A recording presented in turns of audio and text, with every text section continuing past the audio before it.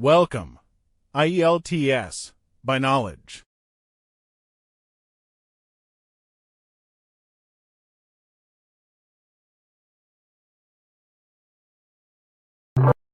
The test is in four-part, Part 1, Part 2, Part 3, and Part 4. Now look at Part 1. Part 1.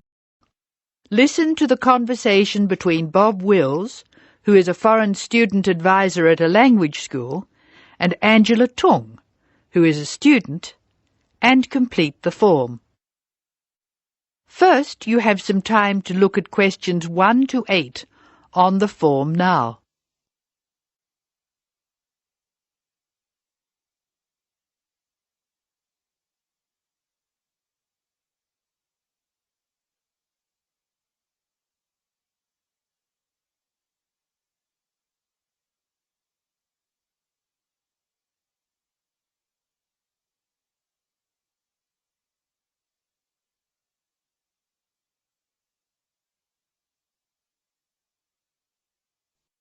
You should answer the questions as you listen because you will not hear the recording a second time.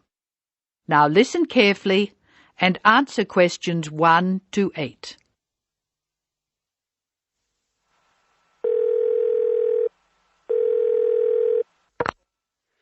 Hello, Foreign Student Advisor's Office. This is Bob Wills speaking. Can I help you? It's Angela Tung here, Bob. I'd like to make a request for special leave.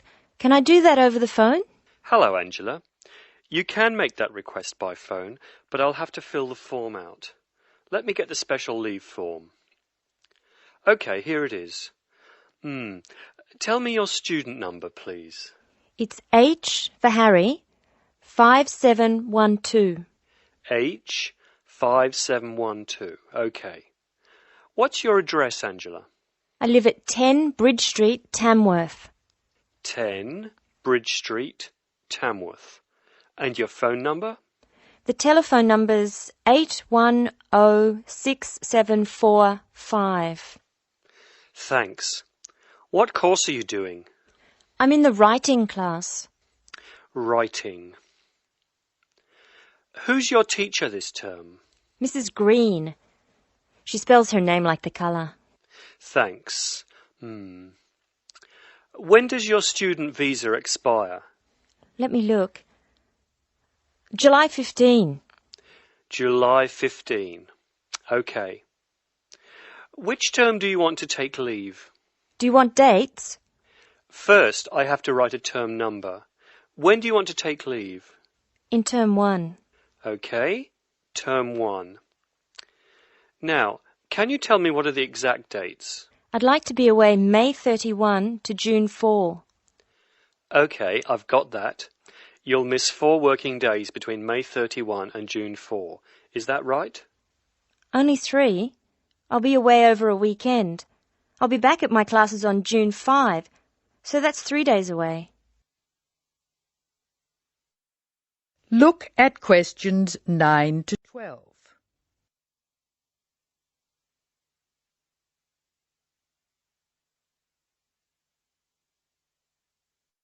Now listen to more of the conversation between Angela and Bob.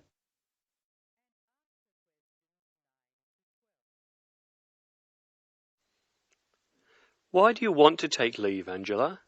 I'm going to visit my Aunt May. She's my mother's sister. She and her husband are my guardians while I'm here.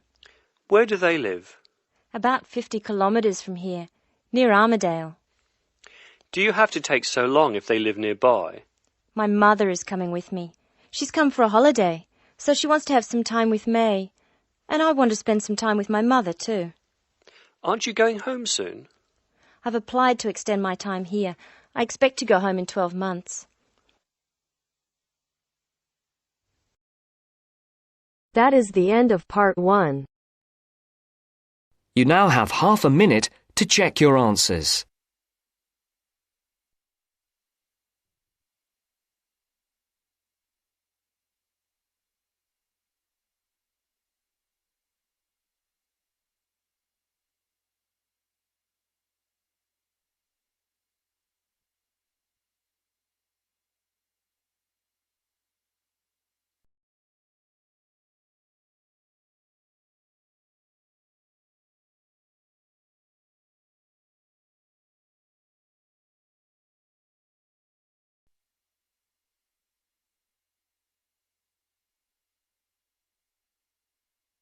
Now turns to Part 2. Part 2. You will hear a tour guide talking to her tour group. First, you will have time to look at questions 11 to 15.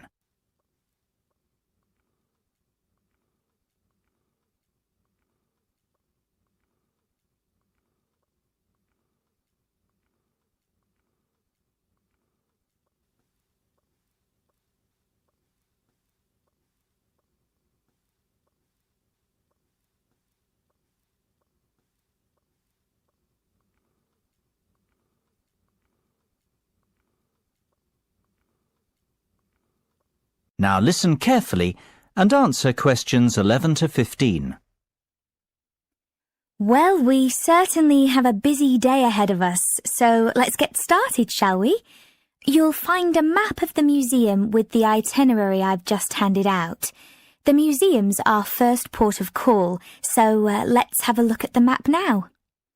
The door on the right of the entrance hall leads into the gift shop and ticket centre. Once we pick up our entrance tickets, I'd ask everyone to deposit their bags and coats in the cloakroom, which is located towards the back of the gift shop and ticket centre. If you want to pick up an information leaflet, you can approach the information desk situated along the right-hand side. Now, once you come back into the entrance hall, the door on the opposite side to the gift shop leads into the art gallery. There is a special exhibition on there at the moment which is not to be missed. If you continue on up the entrance hallway, that leads into the main exhibition centre. At the back left-hand side, there are some toilets. Beside the toilets, you'll find the 3D theatre. I strongly recommend that you make time for the 30-minute presentation in the theatre. It is well worth a viewing. Running along the right-hand side of the main exhibition centre is the Modern Art Studio.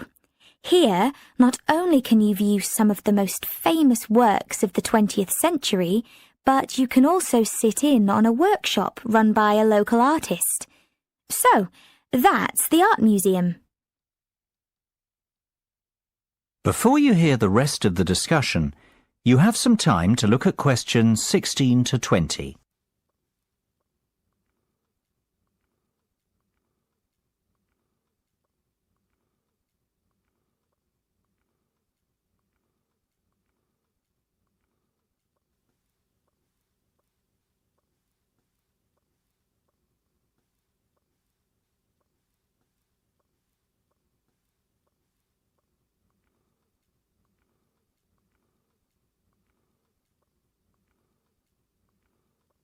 Now listen and answer questions 16 to 20. Next on the itinerary is the aquarium. Depending on how long we spend at the museum, we might have to give this one a miss. It's not what I'd call a highlight of the day, but it would be a shame if we didn't get to see it, as it's en route to the Solheim Country Club, where we're booked in for lunch at 1 o'clock. Originally, we had planned to stop off at the Milltown Winery afterwards, but we've had to scrap that plan. Otherwise, we'd never get to the Zoological Gardens before closing time. We have pre-booked the gardens and must be there by 2:30, so no dilly-dallying please after lunch. Straight back onto the bus. The gardens close at 3:30, so we've an hour there, which should give us ample time to look around. Time allowing, we'll stop off at the famous Stout Brewery after that, if traffic isn't too heavy, and we're in Lincoln before 5. If not, we'll head straight for the National Concert Hall, where you're in for a real treat of an evening, with a performance from the world-renowned cellist, Andrei Borovsky. We have to be in our seats by 6:30 sharp. After that, it's back to the hotel for the night, where a buffet meal will be waiting for us at 8:30, or whenever we get back. That is the end of Part 2. You now have half a minute to check your answers.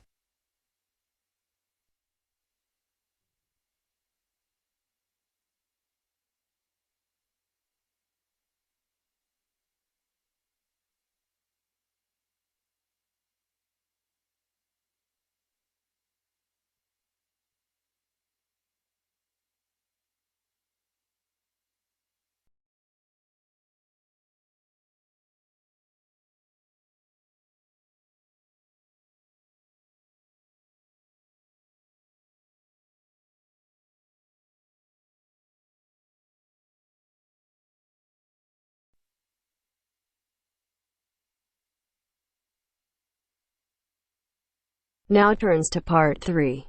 Part 3. You are going to hear a lecture.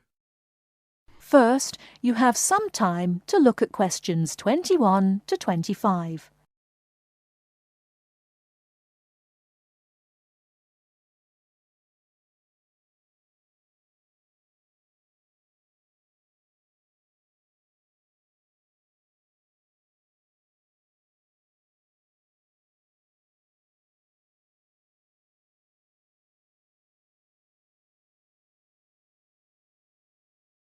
Now, listen carefully and answer questions 21 to 25. I'd like to introduce Rebecca Bramwell, an artist and illustrator who has come along today to talk to you all about getting your first job or commission as an artist. Over to you, Rebecca. Thank you for inviting me. I remember when I graduated back in 1983, I was very excited about getting my first commission. My degree was in fine art, and I'd worked long and hard to get it. I was an enthusiastic student, and I never found it difficult to find the incentive to paint. I think as a student... Now turn to Section 4. Section 4. You will hear a lecture about staying healthy in university. First, you have some time to look at questions 33 to 40. London being settled by the Romans explains their lust for blood.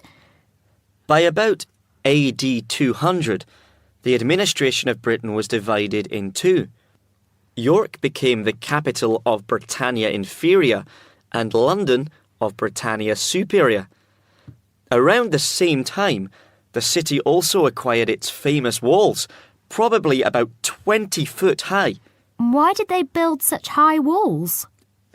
It was a protective measure which may have been due to civil war, initiated when Governor Claudius Albinus tried to claim the imperial crown in Rome. Was paganism still predominant then?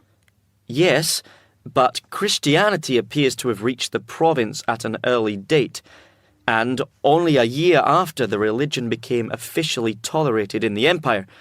London had its own bishop, Restitutus, who is known to have attended the Imperial Council of Arles. You really delve deep. I think you'll do well on your tutorial paper. Good luck, David. Thanks.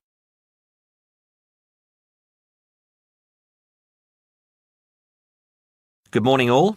Welcome to our regular lecture on health issues. This series of lectures is organised by the Students' Union and is part of an attempt to help you stay healthy while coping with study and social life at the same time. It's a great pleasure to welcome back Ms. Mary Kirk, who is a professional health advisor and physical education officer. Thank you, Peter, for the introduction. It's a pleasure to be back. Today we're going to discuss the benefits of exercise. University life is hectic and stressful. It also involves a lot of sedentary work, that is, sitting for many hours at a time. What I'd like to focus on is how to approach exercise, not only from the aspect of health benefits, but also as a form of stress relief. I know it's hard to organise your time around studies and socialising, but you can socialise while exercising. If you have an hour free in the morning, afternoon or evening, it would be a good idea to get together with your friends and create a sports team. Before you hear the rest of the talk, you have some time to look at questions 26 to 30.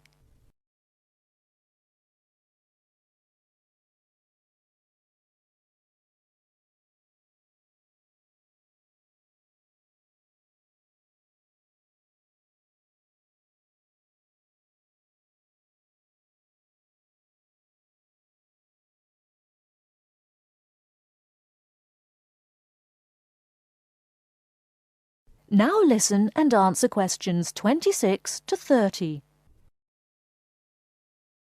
The grounds of the university are ample enough to support every student's need to become active. There are also readily available facilities at your disposal, such as a football field, tennis and badminton courts. There's also a swimming centre, and within that building is a gymnasium, with a variety of programs such as aerobics and weight training. If the idea of attending one of these facilities seems daunting, then you can walk along the river. Oh, and that reminds me, the university also offers rowing. If there is a sport that you're interested in that's not on offer, you can approach either your student union representative or speak with Sports Administration Manager, Mr. Lawrence Cavendish. Now, I want to talk about why exercise is beneficial, physically and emotionally. The obvious results are physical. You can keep fit by using muscles that ordinarily don't get used in the classroom. The health benefits are astronomical. You'll live longer, be happier, and look good.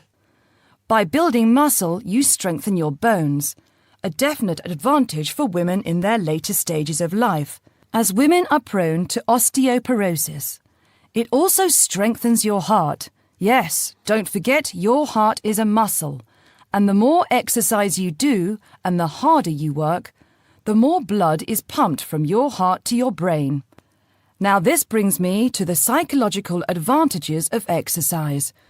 When we are active, endorphins are released into our brain.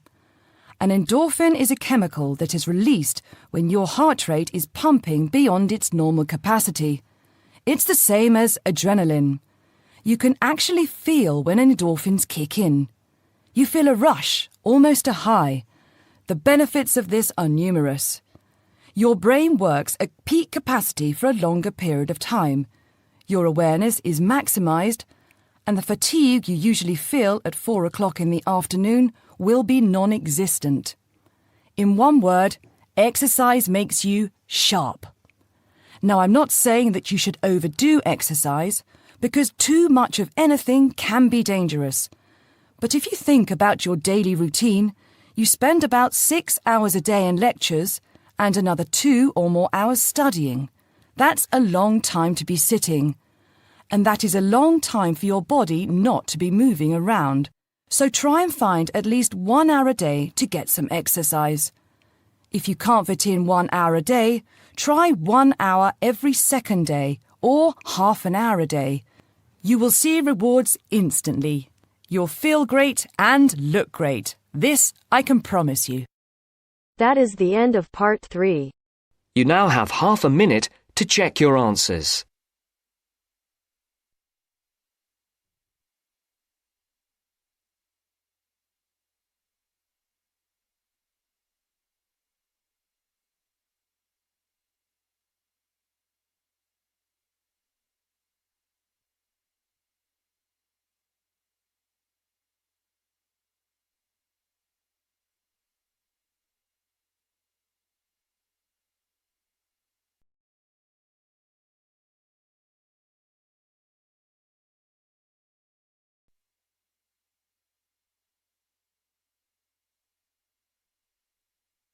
Now turns to part 4.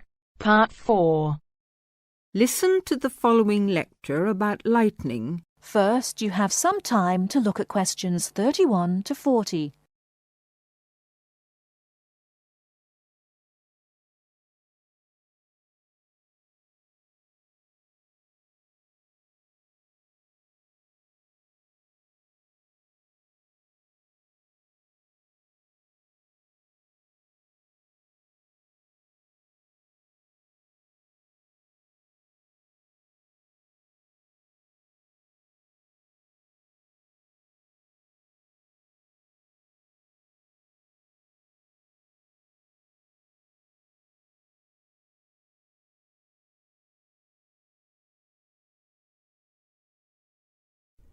Now listen carefully and answer questions 31 to 40. In earliest times, man considered lightning to be one of the great mysteries of nature. Some ancient people believed that lightning and thunder were the weapons of God. In reality, lightning is a flow of electricity formed high above the earth. A single flash of lightning 1.6 kilometers long has enough electricity to light 1 million light bulbs. The American scientist and statesman Benjamin Franklin was the first to show the connection between electricity and lightning in 1752. In the same year, he also built the first lightning rod. This device protects buildings from damage by lightning. Modern science has discovered that one stroke of lightning contains more than 15 million volts. A spark between a cloud and the earth may be as long as 13 kilometers and travels at a speed of 30 million meters per second. Scientists estimate that there are about 2,000 million flashes of lightning per year. Lightning hits the Empire State Building in New York City 30 to 48 times a year. In the United States alone, it kills an average of 1 person every day. The safest place to be in case of an electrical storm is in a closed car. Outside, one should go to low ground and not under trees. Also, one should stay out of water and away from metal fences. Inside a house, people should avoid opening doorways and windows and not touch wires or metal things. With lightning, it is better to be safe than sorry. That is the end of part 4. You now have half a minute to check your answers.